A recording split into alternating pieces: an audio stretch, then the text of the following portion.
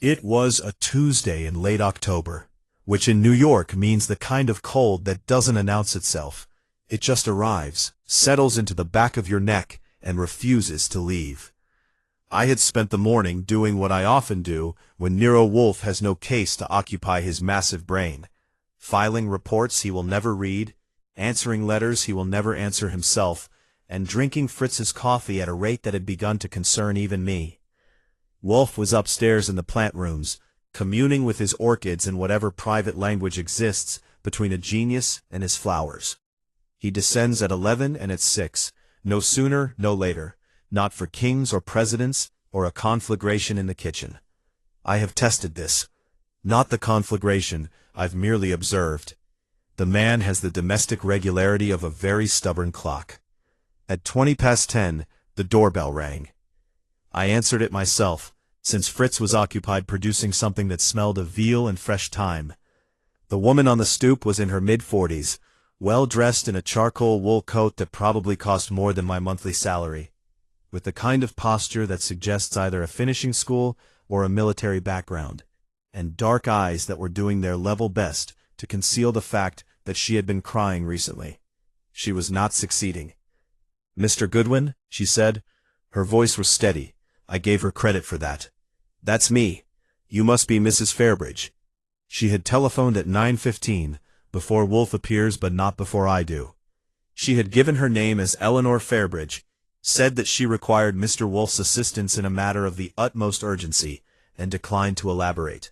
People who call Wolfe tend to be either so desperate they can't find words, or so cagey they won't use them.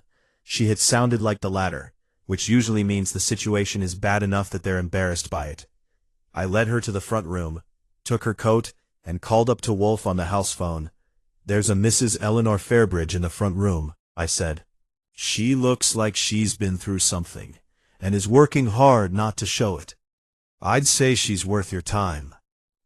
There was a pause. I could hear him breathing. "What is the nature of her difficulty?" She didn't say. But she's wearing a ring on her right hand that she keeps twisting, which means either she's nervous, or she used to wear it on her left and recently stopped. Either way, she came here herself, which means she didn't want to use a secretary. "I think you should see her." "Very well. I shall be down at 11. I relayed this to Mrs. Fairbridge, and made amiable conversation about nothing in particular, until the sound of the elevator announced Wolfe's descent. He filled the doorway in the way he always does, not aggressively, but completely. Nero Wolfe is a large man. He weighs, by his own account, 1/7 of a ton, and he carries it with a dignity that suggests the weight belongs to the universe, and he is merely its custodian. He crossed to his chair behind the desk, lowered himself into it with the care of a man who respects fine furniture, and regarded Mrs. Fairbridge with his small, dark eyes. "Mrs. Fairbridge," he said, "you are welcome. Please state your situation." She had settled into the red leather chair across from his desk, the chair reserved for clients, which I have always privately thought of as the confessional. She looked at Wolfe for a moment, then at me, then back at Wolfe. "My husband," she said, "is going to be accused of murder." Wolfe's expression did not change. "Is he guilty?" She blinked. "No, he is not." "Then the situation is serious, but not hopeless. Proceed." Her husband was Martin Fairbridge, 61, founder and principal shareholder of Fairbridge Capital Partners, a mid-sized private equity firm on Park Avenue. The firm had, over the past 3 years, been engaged in a contentious acquisition of a company called Obsidian Analytics, a data intelligence firm that had attracted significant interest from several competing buyers. The man who had founded Obsidian Analytics, and who had been its chief executive until his death 4 days ago, was Conrad Vess. He had been found dead in his private office on the 38th floor of the Obsidian building, at approximately 9 in the evening on a Friday. The cause of death was blunt force trauma to the head. The police were investigating, and Martin Fairbridge had been in the building that evening, with no alibi for the relevant hour. "Why was he in the building?" I asked. "He had a meeting with Conrad Vess." At 7:30, she paused. Conrad canceled it that afternoon, but Martin went anyway. He thought Conrad might still be there and might be willing to talk. Was he? No one answered his knock. Martin waited in the corridor for perhaps 20 minutes, then left. He says he saw no one.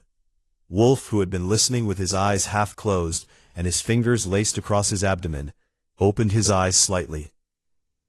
Who else had access to Mr. Vess's office that evening? Several people. The acquisition had reached a critical juncture. There were others with strong interests in its outcome.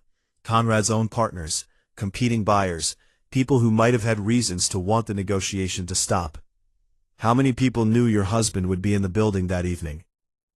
Martin told his assistant. And Conrad knew. He had canceled the meeting, which means he knew Martin had intended to come. Wolfe was quiet for a moment. The clock on the mantelpiece counted off several seconds. "Mrs. Fairbridge," he said at last, "you have told me what you know. You have not told me what you suspect. That is typically where the truth lives. What do you suspect?" Her composure cracked, just slightly, like a hairline fracture in fine porcelain. She pressed her lips together, then released them. "I suspect," she said carefully, "that someone wanted this to look like Martin. That the meeting cancellation, the opportunity, the timing, none of it was accidental." Wolfe regarded her for a moment, then turned to me. "Archie, your notebook." I already had it out. He dictated his standard terms, which are not insubstantial, and Mrs. Fairbridge accepted them without flinching, which told me something about either her finances or her desperation, and possibly both. When she had gone, Wolfe sat in silence, then reached for the house phone and asked Fritz to bring beer. A single bottle. The case had not yet risen to the level of 2. "Do you believe her?" I asked. "I believe she believes her husband is innocent. Whether he is, I cannot yet say. But the architecture of the situation is interesting.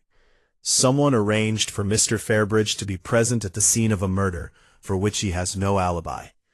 Either that arrangement was made by the murderer, which implies premeditation and sophistication, or it was coincidence, which I am disinclined to credit." He poured his beer with the reverence he reserves for things he considers important. "There is a mind at work here. I find minds interesting." It was, for Wolfe, practically a declaration of enthusiasm. The next morning I set about constructing a picture of Conrad Vess and the world he had inhabited, which turns out to be the kind of world where everyone is important and nobody particularly likes anyone else, a condition New York specializes in producing. Conrad Vess had been 54 years old, a self-made man, in the specific sense that he had built Obsidian Analytics from a 2-person consultancy into a firm with 40 employees and proprietary data modeling software that, according to the financial press, was worth somewhere between $80 and $120 million, depending on who you asked and how optimistic they were feeling. He had been married once, divorced 12 years ago, and had 2 adult children who apparently existed at a geographical distance from him that was more than physical. He had been known, professionally, as brilliant, difficult, and relentlessly transactional. The sort of man who has admirers, but not friends. He had, however, partners. Obsidian Analytics had 3 of them.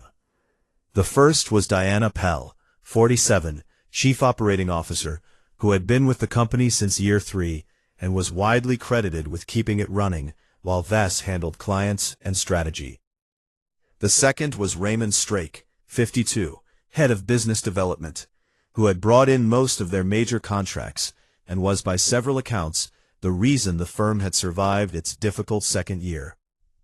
The third was a newer addition, a man named Philip Dow, 38, who had joined as Chief Technology Officer 18 months ago and had overseen the development of the software platform that had made the company so suddenly attractive to buyers. I had arranged, through some telephone work and the strategic deployment of Wolfe's name and reputation, to meet with all 3 of them the following day. But first I went to see a man named Gerald Peck, who was Martin Fairbridge's assistant, and who had, apparently, been the one person informed of Fairbridge's intention to visit the Obsidian building on the night of the murder. Peck met me in the lobby of the Fairbridge Capital offices. He was 32, slim, with the slightly harrowed look of someone who has been managing other people's crises for long enough that he started having trouble sleeping. He told me that yes, Fairbridge had mentioned the meeting with Vess that afternoon. And yes, he had known the meeting was later cancelled. And yes, Fairbridge had said he intended to go anyway. "Did you tell anyone?" I asked. He looked at me as if I'd suggested something mildly offensive. Of course not. Think carefully. A phone call, a message, a casual remark. He thought. Then, reluctantly, I may have mentioned it to Sylvia. Sylvia, it transpired, was Sylvia Dowd, wife of Philip Dow, the Obsidian CTO. And also, in a coincidence that I noted carefully and did not believe for a single moment was coincidental, the personal assistant to Raymond Strake. The convergence of the Dowd name between the CTO of Obsidian and Fairbridge's assistant's casual conversation partner was the sort of thing that makes the back of my neck do something other than register the October cold. The following morning, I went to the Obsidian building. The building has a lobby that would make a pharaoh feel adequately housed.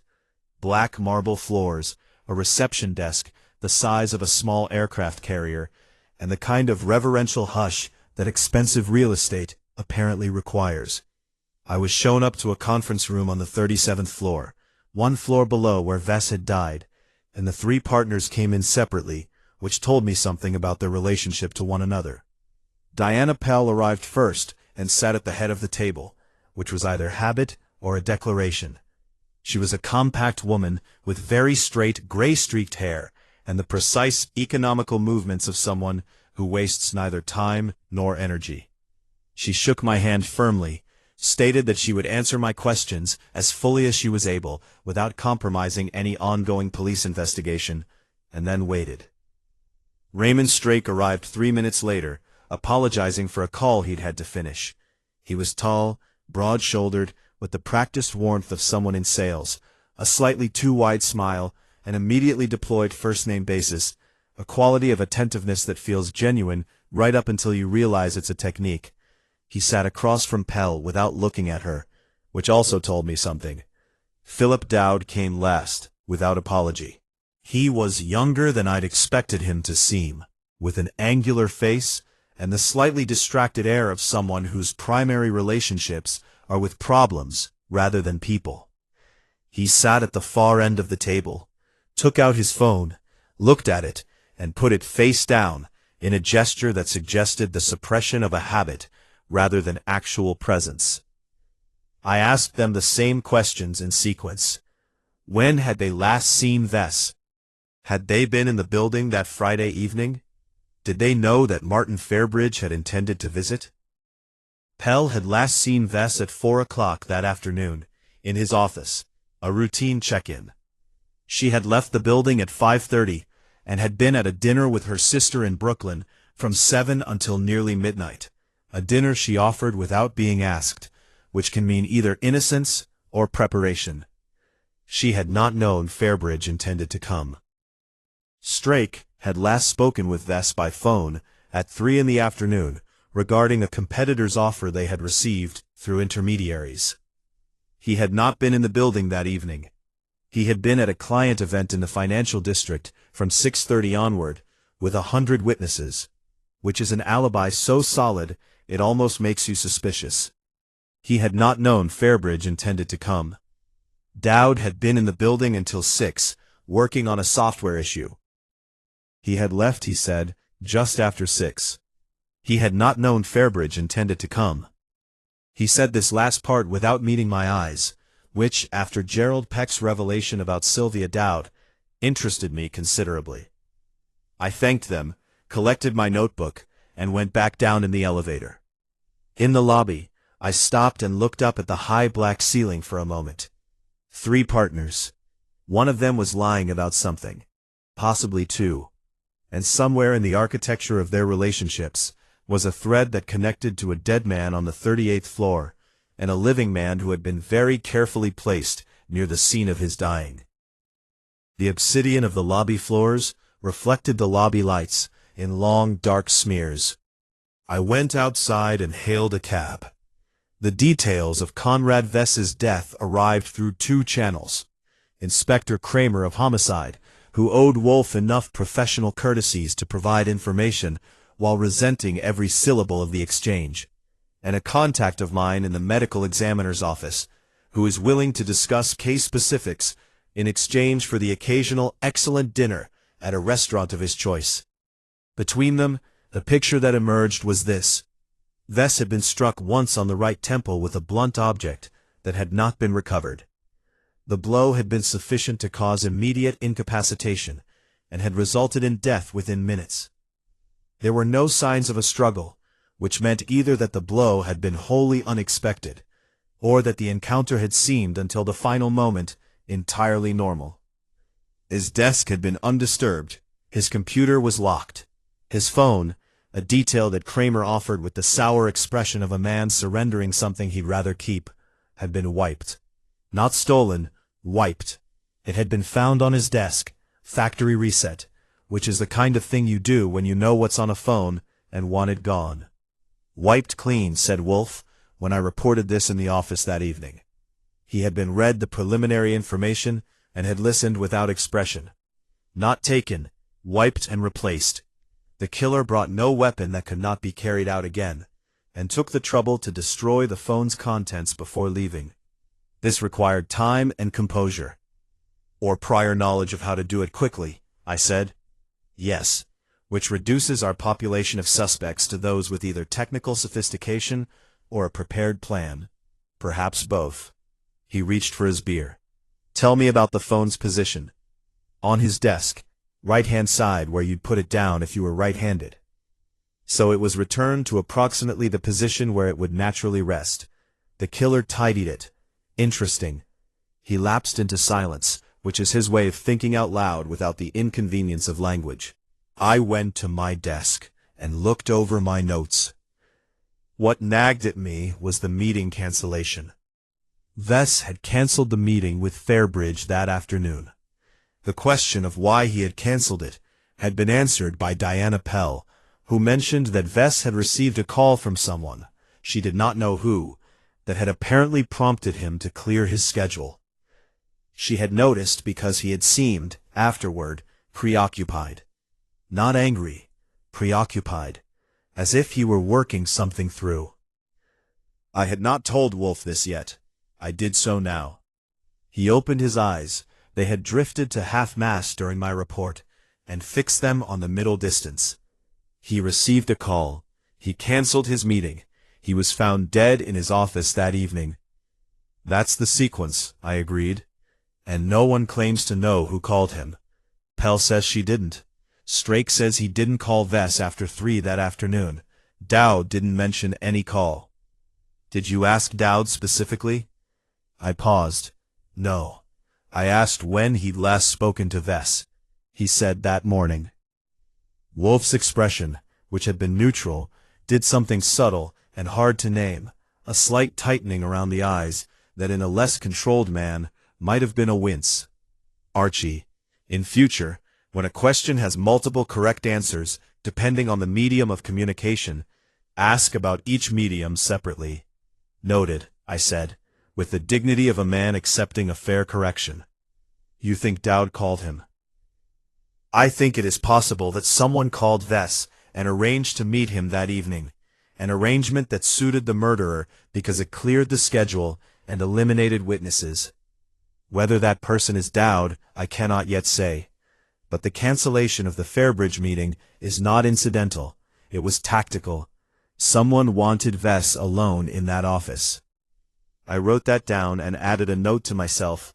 Ask Dowd about phone calls. Specifically. There was another element, which my medical examiner contact had offered with the practiced understatement of a man who deals in specifics. The angle of the blow had been slightly downward and from behind, which meant either that Vess had been seated when he was struck, or that the killer was significantly taller. Vess had been 5 feet 10. If he was seated, the killer's height was irrelevant. If he was standing, then the killer was at least 6 feet, probably more. Martin Fairbridge, Mrs. Fairbridge had mentioned in passing, with the casual detail of someone offering something she thought was helpful, was 5 feet 9. Raymond Strake was at least 6'2". Philip Dow, seated at the end of the conference table, had seemed average, 5'11", perhaps 6 feet. I did not make the obvious inference out loud. Wolfe dislikes the obvious. He also dislikes inference without sufficient basis. But I noticed he did not ask me to stop thinking, which in Wolfe's office is practically an invitation. "There is one more thing," I said. "The lobby security log. Kramer's people have it. According to what I was able to learn from a source who has reason to be helpful, the log shows 3 keycard entries to the executive floor, between 6 and 9 that evening. The first was Conrad Vess himself at 6:12. The second was an entry at 7:40, using a card registered to Philip Dow. The third was Martin Fairbridge, who used a visitor's pass issued by the front desk at 7:52. Wolfe set down his beer glass, with the slow deliberation of a man placing a chess piece. "Dowd was there," I said. "Yes," said Wolfe. "He was there, and he lied about it. That is, at minimum, a promising contradiction." He picked up the house phone and asked Fritz to send in a second beer. The case had risen to the level of 2. Wolfe summoned them on a Thursday afternoon. It took some doing. Raymond Strake's assistant called back to say that Mr. Strake's schedule did not permit. I explained that Mr. Wolfe's methods of obtaining information had been demonstrated to be highly effective in reducing the duration of police investigations, and that Mr. Strake might prefer this forum to the alternatives. The assistant put me on hold for 4 minutes, and then confirmed 3 o'clock. Philip Dow required a different approach. I called his direct line, and told him simply that Wolfe was aware of his presence in the Obsidian building on the evening of the murder, and wished to discuss it. He was available at 3 o'clock. Diana Pell said she would be there. Martin Fairbridge arrived with his wife and a lawyer named Chadwick, who had the compact efficiency of a man who bills by the minute, and is aware of it. Wolfe informed Chadwick, pleasantly but without ambiguity, that this was not a deposition, and that if he intended to interrupt proceedings, he was welcome to wait in the front room with a magazine. Chadwick stayed but did not interrupt, which I considered a satisfying negotiation. They filled the chairs that Fritz and I had arranged, in a loose semicircle in front of Wolfe's desk. Diana Pell sat upright on the left, her hands folded. Raymond Strake sat in the center with his legs crossed, projecting ease. Philip Dow sat to the right, with his hands on his knees, projecting nothing in particular, a deliberate blankness that, in my experience, costs more effort than ordinary expression. The Fairbridges sat together, slightly apart from the others. The lawyer positioned himself near the wall, like a referee. Wolfe regarded them without hurry. "I will not waste your time with courtesies," he said. "You are all here because you are connected to a murder, and because I have been engaged to determine who is responsible for it. I intend to ask questions. You are not compelled to answer them. However, I would observe that refusal to answer frequently proves more illuminating than an answer would have been." Strake smiled. "You're a private detective, Mr. Wolfe. You don't have any authority here." "No," Wolfe agreed. "I have only intelligence. It has historically been sufficient." He turned to Pell. "Mrs. Pell, when you met with Mr. Vess at 4 o'clock on the day of his death, what was the subject of your discussion?" Pell's composure did not flicker. "Routine operational matters, staffing, a contract deadline, and the status of the acquisition." "What was the status of the acquisition as of that meeting?" A pause, brief but there. "Conrad felt that the Fairbridge terms were inadequate, and that we should consider the competing offer more seriously." "The competing offer from whom?" "A firm called Meridian Group." I made a note. Meridian Group had not come up before. Was Mr. Fairbridge aware that a competing offer was being seriously considered? Martin Fairbridge answered this one himself, from across the room, with controlled tension in his voice. "I was aware there was another offer. I wasn't aware Conrad was taking it seriously. He'd told me 2 weeks before that Meridian wasn't a realistic option. But, said Wolfe, he cancelled your meeting, the afternoon of the day he died. Yes. Having told you Meridian was not a realistic option, and then cancelled the meeting through which he might have explained a change of position. Wolfe let that sit for a moment. Mr. Dowd, you were in the Obsidian building on the evening of the murder. Your keycard entry is recorded at 7:40 on the 38th floor. Dowd did not change expression. I went back to get something I'd forgotten. At 7:40 in the evening. I work late, it's not unusual. Did you see Mr. Vess? His office was dark when I passed it. The keycard log, I said, from my desk, puts you on the 38th floor. Vess's office is on the 38th floor. His office has a glass panel beside the door. If his lights were on, you'd see them from the corridor. His lights were off, said Dowd. Then he wasn't there yet, I said, or he was already dead. Dowd's eyes came to me. He said nothing. Mr. Dowd, Wolfe said, your wife is employed as personal assistant to Mr. Strake. Yes? A short pause. Yes. And on the day of the murder, the morning, she had a conversation with a Mr. Gerald Peck, Mr. Fairbridge's assistant, in which Mr. Peck mentioned that Mr. Fairbridge intended to visit the building that evening, despite the cancellation. Dowd's eyes moved from me to Wolfe. I wouldn't know what Sylvia and Peck talk about. I am not asking what you know of their conversation. I am noting that the information about Mr. Fairbridge's intended presence in the building traveled from his assistant to your wife, to presumably someone who found it useful. That information was used, or coincidentally benefited, someone who wished Mr. Fairbridge to appear to have had motive and opportunity. Strake uncrossed his legs. This all sounds very theoretical, Mr. Wolfe. Theory is the skeleton upon which fact is arranged, Wolfe said without looking at him. I'll turn to you in a moment, Mr. Strake. He returned to Pell. In your 4 o'clock meeting with Mr. Vess, did he mention that he expected to see anyone that evening? For the first time something moved in Pell's face. Not guilt. Something more like grief, briefly visible, quickly suppressed. No, she said, he didn't.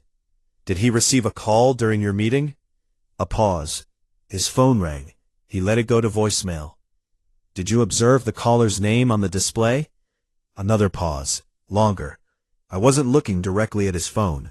I noticed he glanced at it and set it aside. But? She pressed her lips together. I thought, the expression on his face was not neutral. He recognized the caller, and whatever he felt about seeing that name, he chose not to answer. You didn't think to mention this before? I mentioned it to the police. They seemed to consider it incidental. Nothing in a murder is incidental. Wolfe folded his hands. We will continue tomorrow. Mr. Dowd, Mr. Strake, I will have additional questions. Please make yourselves available. Strake stood. I have a business to run, Mr. Wolfe. Yes, said Wolfe. So did Mr. Vess. The thing about working for Wolfe is that when he says he needs information, what he means is that he needs it, and will not be going to get it himself, which means I will be going to get it myself. By Friday morning, I was on my 3rd cup of coffee and my 2nd burro. Meridian Group turned out to be a private investment consortium based in offices in Lower Manhattan that had the studied anonymity of an entity that prefers not to be looked at too closely. Their public profile was sparse. A website with the informational density of a business card and the specific quality of vagueness that suggests deliberate construction rather than neglect. What I was able to learn, through a combination of phone calls, a contact at the business desk of a financial publication who owed me a small favor, and a visit to a former colleague who now works in mergers and acquisitions, was that Meridian Group had materialized as a serious bidder for Obsidian Analytics approximately 6 weeks before Conrad Vess's death. Their offer was said to be aggressive, above market rate, and their principals were not publicly identified. My M&A contact, a quick-eyed woman named Hartley, who eats lunch at her desk and notices everything, pulled up what she had and told me with the precision of someone who is also estimating what she can tell me. without compromising her own sources. The word in the street is that Meridian is a shell, a front. The money behind it is real, but the entity itself is constructed specifically for this acquisition. Constructed by whom? That's the interesting question. Nobody knows. She looked at me over her lunch. Or rather, one person knows, Conrad Vess. He'd been in direct communication with Meridian's representative for about a month, but whatever he knew about who was actually behind it, that information is on a wiped phone. I sat with that for a moment.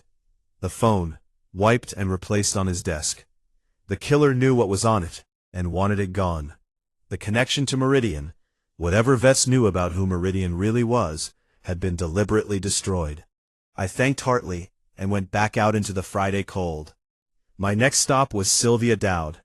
She worked in Strake's offices on the 40th floor of a building 3 blocks from Obsidian, which is the kind of proximity that in New York means nothing, and in a murder investigation means everything. I had not called ahead, which is a technique I find useful when I want to see someone's expression before they've had time to arrange it. She was a trim woman in her mid-30s, with brown hair and the slightly preemptive composure of someone who has been warned to expect something. She had been warned, clearly. She looked at my card and then at me with recognition before I'd said more than my name. "Mrs. Dowd," I said, "I'd just like to ask a few questions about a conversation you had with Gerald Peck last Friday." She was careful. She confirmed the conversation. She confirmed that Peck had mentioned Fairbridge's intended visit to the Obsidian building. She said she hadn't thought anything of it at the time. "Did you mention it to your husband?" I asked. "A beat. I may have. We talk about our days. It wasn't anything I considered significant." "When did you mention it to him?" "That afternoon, I suppose. I called him on my lunch break." "What time was your lunch break?" She calculated. "Around 1:15. So by 1:15 on the day of the murder, Philip Dow had known that Martin Fairbridge intended to be in the Obsidian building that evening. 5 hours before the murder. Enough time to plan.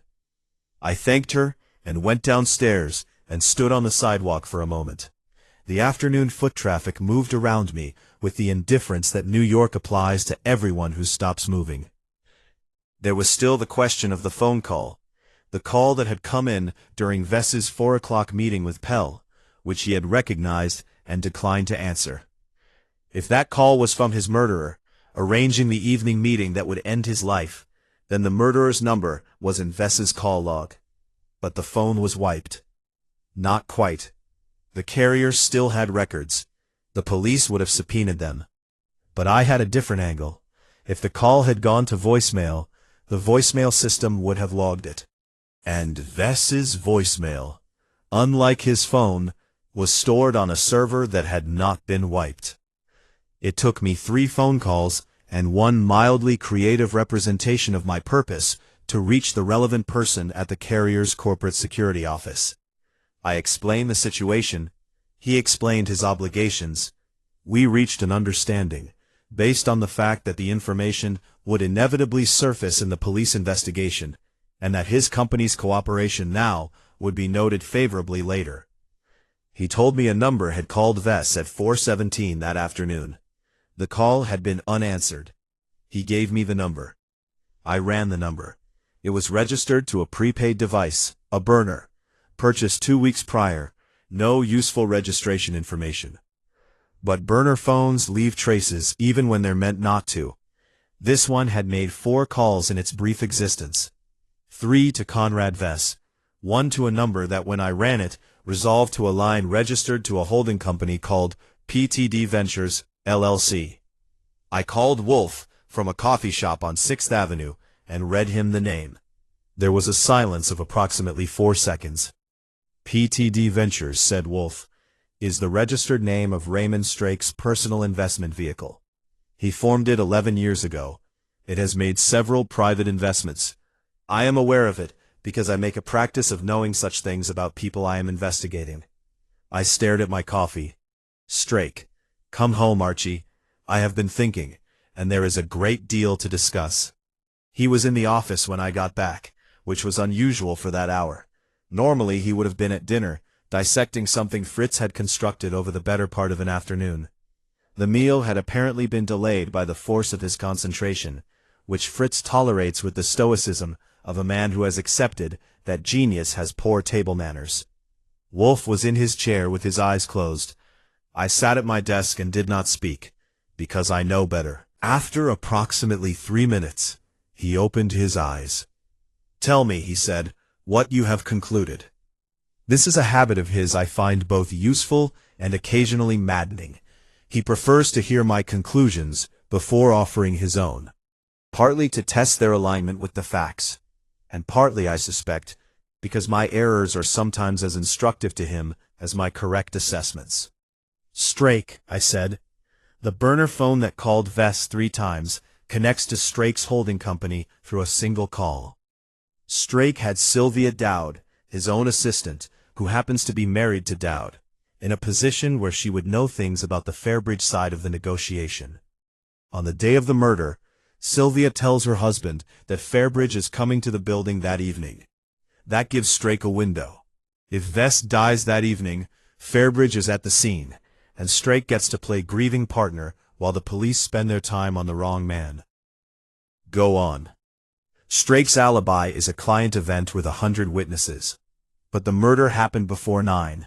The medical examiner puts it between 7 and 8:30. Strake's event started at 6:30. If he left briefly, 40 minutes, enough to get to the building, go up and come back, 100 people at a party might not notice. And Dowd? Dowd's in it. He went back to the building at 7:40. His lights were off, story is thin. Vess may have been meeting with Strake and had his office lights dimmed. Or Dowd's lying about what he saw. Either way, he knew something. My guess is he was there to verify, not to kill." Wolfe was quiet for a moment. "A reasonable reconstruction," he said, "but incomplete. You have the mechanism but not the motive. Why would Strake want Vess dead?" "The acquisition. If Vess was preparing to accept the Meridian offer over Strake's objections." "Yes, but who is Meridian?" "Someone Vess was doing business with, privately. Someone who couldn't come in through the front door. Someone whose involvement had to be kept from Strake." "From Strake," Wolfe repeated, turning the words over. "Consider the geometry. A private equity acquisition. 3 partners. One of them, Vess, has been quietly negotiating with a competing buyer. The other 2 stand to receive their share of whatever the firm sells for. Unless," he paused, "unless the deal was structured differently," I said, picking up the thread, "unless Vess had arranged for Meridian to buy out his shares specifically, cutting his partners out of whatever premium Meridian was paying." "Precisely." Wolfe touched his fingertips together. "Conrad Vess was not shifting the company to a better offer. He was selling himself out of the company at a premium price, and leaving his partners with whatever the Fairbridge deal would yield. A lesser sum, and one over which they would have no control. Meridian was buying Vess personally. The identity of Meridian's principals, on that wiped phone, would have revealed who was colluding with Vess to deprive his partners of their share." The room felt different suddenly, the way it does when the fog in a case burns off and you can see the actual shape of the ground. "Strake found out," I said, "or was close enough to finding out that Vess knew he must act quickly, which is why Vess was arranging to finalize matters with Meridian, and why, that afternoon, when the call came from the burner phone, Strake's burner phone, he did not answer it. He already knew. He knew what Strake knew, and he knew what Strake intended. But he met with him anyway. He may not have had a choice, or he may have underestimated the degree of Strake's resolution." Wolfe's voice was measured, but beneath it was something that in a less austere man would have been sadness. Mr. Vess was by all accounts a man who believed himself more capable than those around him. That belief, in the end, was fatal. There was still something missing. "Dowd," I said, "why involve Dowd?" "I suspect Dowd was not recruited for violence. He was recruited as an observer. Someone needed to verify that Vess was dead before the building systems could complicate matters. Dowd's keycard gave him access. His presence at 7:40, after Strake had been there, I believe, between 7 and 7:30, was confirmation. He told Strake it was done. And in exchange? In exchange, Dowd was protected. His wife's access to Fairbridge's schedule, his verification at the scene, these are acts that make him complicit, and therefore silent. Strake is a careful man. He does not leave loose ends he cannot manage. I turned this over. We have a burner phone connecting to Strake's holding company through one call. That's thin for an arrest. Yes, said Wolfe. We shall need to do better. Tomorrow I will speak with them again. But before then, Archie, I need you to find out who is behind Meridian Group. I've been trying. Try a different angle. Not the principals, the attorneys. Every shell company has a law firm that formed it. Find the firm that formed Meridian, and ask what other entities they have formed. One of those entities will connect to Raymond Strake. You think Strake is Meridian? I think, said Wolfe, that Raymond Strake was buying Conrad Vess's shares of Obsidian Analytics from Conrad Vess, at a price he did not intend the other partners to know about.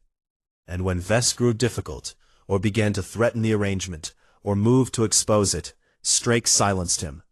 The victim and the murderer were collaborators, until they were not. He reached for the house phone. Fritz, we will have dinner now. It took me until Saturday noon to find the law firm. The methodology was what Wolfe had suggested. I went after the formation documents, working backward from Meridian Group's Delaware registration through the registered agent, a service company that performs this work for hundreds of entities, and then cross-referencing the specific attorney of record. The attorney, a man named Pollard at a boutique firm in Midtown, had formed 4 limited liability companies in the past 18 months. 3 of them were unremarkable. The 4th was a holding entity called Brightstone Capital Partners, registered 6 weeks before Meridian Group. Brightstone Capital Partners' single identified principal was Raymond Strake. The structure was elegant, in the way that financial engineering often is when it's designed to hide something. Strake had created Brightstone. Brightstone had created Meridian. Meridian had approached Conrad Vess with an offer to buy his personal stake in Obsidian Analytics, which meant Strake was essentially buying a controlling share of his own company through a chain of entities, at a price he would have known Vess would find attractive, funded through money that was specifically not visible to Diana Pell or Philip Dow. The motive was now architectural in its clarity. Strake had intended to acquire Vess's stake privately, giving him majority ownership of Obsidian, and then, with Vess's cooperation in the form of a favorable recommendation to the board, install himself as the dominant partner and reshape the terms of any future acquisition in his own favor. It was the kind of maneuver that is illegal if done deceptively, and merely ruthless if done transparently. Strake had chosen deceptive. But Vess apparently had begun to change his mind. Perhaps he'd recognized the implications more fully. Perhaps he'd decided the risk was too great. Perhaps, and I considered this the most likely, he'd found a way to extract more money from the situation by threatening to expose it. Vess had been, by all accounts, a transactional man. It would have been entirely in character to treat his own knowledge of the scheme as a negotiable asset. When I brought this to Wolfe, he listened without moving until I was finished. Vess was going to expose the scheme unless Strake sweetened the deal further. Which Strake declined to do, said Wolfe. Or couldn't, if the amounts already committed to the structure were at the limit of his liquid resources. Then, the only resolution was to eliminate the exposure. He was quiet for a moment. We need Dowd. Dowd's not going to talk to me. No, but he may talk to me, if the alternative is made sufficiently clear. He reached for the phone. Call him. Tell him I have information regarding his specific actions on the evening of the murder, and that I would prefer to discuss it privately before deciding what to do with it. Use precisely those words. And Strake? Strake will be here tomorrow at 2 o'clock, with the others. But tonight I will speak with Dowd. It is important that he understand his position before the assembly, so that he may make a rational choice about whether to continue protecting a man who has used him as an instrument. Dowd came at 8 o'clock. He sat in the red chair, with the controlled stillness of a man who is trying very hard not to show that he is afraid. Wolfe said to him with no preamble, "Mr. Dowd, you went to the 38th floor at 7:40 on Friday evening. At that time, Conrad Vess was either already dead or dying. You used your keycard, you went to his office, and you confirmed what you found. Then you left. You told no one, called no emergency services, and said nothing to the police about having been there. You have done this to protect Raymond Strake. I need you to understand what that protection has cost you, and what it will continue to cost you." Dowd's jaw worked. He said nothing. "Mr. Strake," Wolfe continued, "constructed a scheme using your wife as an unwitting conduit for information. He involved you in the aftermath of a murder. He has ensured that your silence is purchased with your own guilt. This is not protection. This is leverage. He holds you as certainly as he held Vess, and he will release you with exactly the same consideration he showed Mr. Vess when that became necessary." In the silence that followed, I could hear the clock. "What do you want?" Dowd said finally.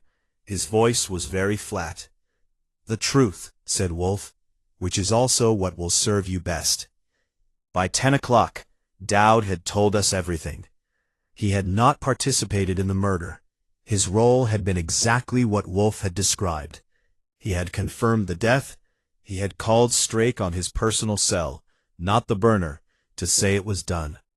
He had then gone home and spent the weekend in the condition of a man who has done something he cannot undo and has not yet decided what to do about it. The cell phone call to Strake, from Dowd's personal phone, on record with the carrier, was the thread that tied the cloth together. "Get some sleep," I told him when he left. "Tomorrow's going to be a full day." I went back to the office and looked at Wolfe. He was already on the phone to Kramer, which is never a short call, but tonight Kramer apparently found his patience, because when Wolfe was done, there was an arrangement in place. "Tomorrow," said Wolfe, "we will have a conclusion." They came at 2 o'clock.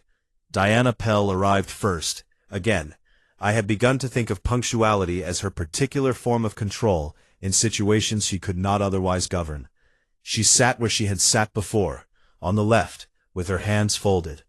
Martin and Eleanor Fairbridge came together, with Chadwick the lawyer trailing at the appropriate professional distance.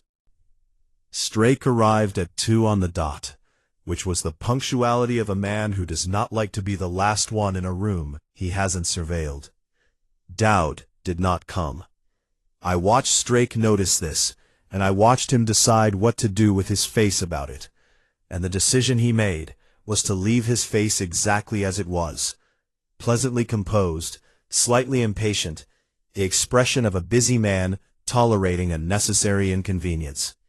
It was a very good performance, but I had spent the better part of a week watching people manage their expressions, and I could see the effort underneath it.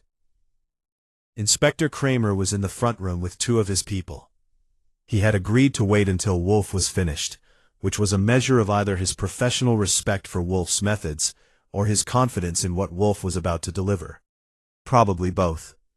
Wolfe looked at them all for a moment. Then he began. "The death of Conrad Vess," he said, "was not a crime of passion. It was a calculated act, preceded by preparation, motivated by financial self-interest, and structured specifically to direct suspicion toward an innocent man. I will describe it in sequence. Approximately 3 months ago, Raymond Strake formed a holding company called Brightstone Capital Partners. Through Brightstone, he formed a second entity called Meridian Group. Using Meridian as a vehicle, he approached Conrad Vess with a private offer to purchase Vess's personal stake in Obsidian Analytics, a transaction that, if completed, would have given Strake effective control of the firm without the knowledge of his partners. This arrangement was, depending on the precise nature of their partnership agreement, likely a violation of fiduciary duty and possibly actionable fraud. Pell's expression had gone very still. Strake's had not changed at all. He said, "This is a remarkable fantasy, Mr. Wolfe." "I have the formation documents," Wolfe said simply. "Continue listening." Vess agreed to the arrangement initially. But Vess was not a man of simple loyalties. He was a man of negotiating positions. As the arrangement progressed, he recognized that his knowledge of the scheme gave him leverage. He began to demand more favorable terms. Strake declined. The conversation became, I expect, disagreeable. 3 weeks before his death, I said, Vess's communications with the Meridian burner phone become infrequent. In the final week, they stop, but the burner phone makes one call to a number connected to Strake's holding company, which is to say, to Strake himself, and then makes 3 calls to Vess that go unanswered. The call on the afternoon of his death, Wolfe continued, went to voicemail. Vess did not answer because I believe he and Strake had reached an impasse. Vess had decided to expose the scheme unless Strake paid a price Strake could not or would not meet. Strake had decided on a different resolution.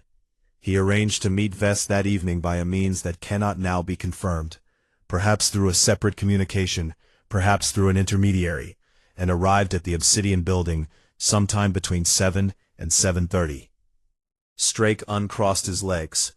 My alibi. Your alibi is a party that began at 6:30, attended by many people who were themselves occupied with conversation and drink, none of whom have confirmed that you were present every moment of the evening. You arrived, were seen, and slipped out. The Obsidian building is 6 minutes by car from the venue. You had 40 minutes, at minimum. It was sufficient. The room was very quiet. You struck Mr. Vess from behind and from above, which was consistent with your height.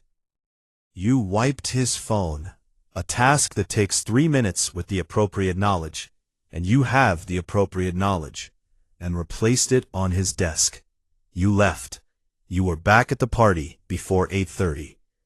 You knew, Wolfe continued, that Martin Fairbridge intended to visit the building that evening. This information had come to you through your assistant, Sylvia Dowd, who had received it from Fairbridge's own assistant, and mentioned it to her husband, your colleague Philip Dow, who mentioned it to you. This was not planned in advance, but it was exploited when it presented itself. You recognized that Fairbridge's unalibied presence would be useful, and you arranged, or allowed, for that presence to become the focus of the investigation. Martin Fairbridge said something under his breath. His wife put her hand on his arm. Philip Dow, Wolfe said, went to the building at 7:40 to confirm your work. He did confirm it. He called you on his personal cell phone. That call is on record. He paused. Mr. Dowd is not here this afternoon because he is, at this moment, making a statement to the police. Raymond Strake went very still. It was not the stillness of a man considering his options. It was the stillness of a man recognizing that his options have been foreclosed, a specific quality of arrested motion that I have seen a few times in my career, and that is one of the more unambiguous tells available to the human face. Mr. Strake, said Wolfe, Inspector Kramer is in the next room. I would advise you to speak with your attorney before speaking with him, as I have no doubt you will wish to. Strake looked at him for a long moment. He looked at me. He looked at Diana Pell, who was looking back at him with an expression that was not surprise, something more like a terrible confirmation, and then he looked at his hands. He called his attorney's name. Chadwick, who had been representing the wrong client the whole time, came forward, looking slightly ill. I went to the front room and told Kramer he could come in. The rest of it was police work, which is not my area except in the capacity of observer. Kramer handled it with his usual blend of professionalism and unconcealed satisfaction at being handed something useful. Strake said nothing. His attorney said several things. They all went downtown together. Martin Fairbridge shook Wolfe's hand, which is not a gesture Wolfe encourages, but he tolerated it with only a slight compression of his lips. Eleanor Fairbridge did not shake his hand. She simply said thank you, quietly and directly, looking at him with the dark eyes that had been working not to cry when she arrived a week ago, and were now, I noticed, perfectly composed. Diana Pell left without a word, which I respected. There is a particular grief in discovering that the person you worked beside for years was capable of what Strake had done, and it does not resolve quickly or cleanly. When they were all gone, I sat at my desk. Wolfe was already reaching for the house phone to tell Fritz that dinner could proceed at the normal hour. "Well," I said. He looked at me. "Obsidian," I said. "The witness. The phone. That was your title."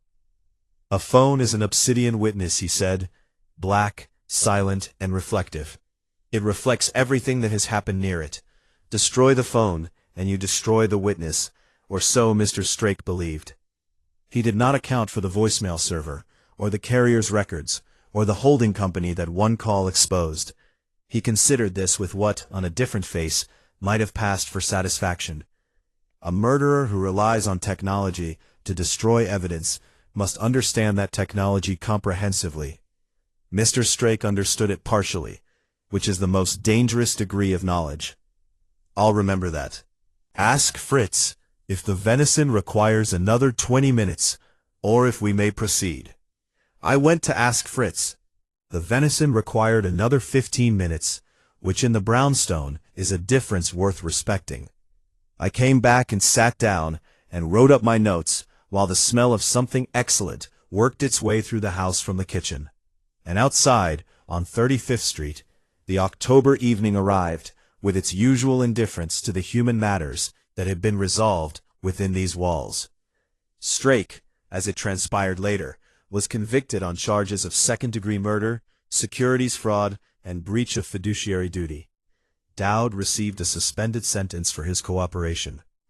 Obsidian Analytics was acquired, some months later, by a consortium that included Diana Pell's own independent bid.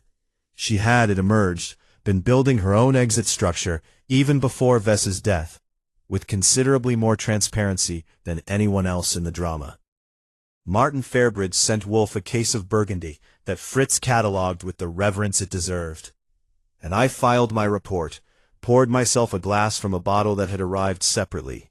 Fairbridge had, apparently, also considered the legwork, and sat for a while, in the quiet of the office, where the clock counted the evening out at its usual unhurried pace, indifferent to solved and unsolved alike, patient as stone, black as obsidian.